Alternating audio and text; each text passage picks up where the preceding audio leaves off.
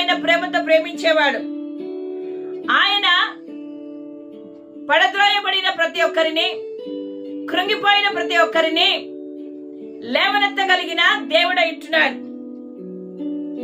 ఆయన అనేకులను లేవనెత్తాడు, అనేకులను దర్శించాడు. ఈ ఉదయకాలం ఒకవేళ నీవు గర్వముతో పడిపోయావేమో, అహంకారంతో కృంగిపోయావేమో, లేవలేని స్థితిలో ఉన్నావేమో, భయపడద్దు.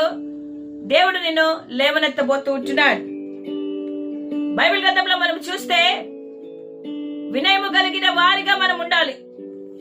సామెతల గ్రంథము 3వ అధ్యాయము 34వ వచనమును, దీనుల ఎడల ఆయన దయ చూపును. ఆయన దయ చూపే దేవుడు. దీనత్వము, తగ్గింపు అవసరమైంది మన జీవితాలలో. ఆ యొక్క తగ్గింపు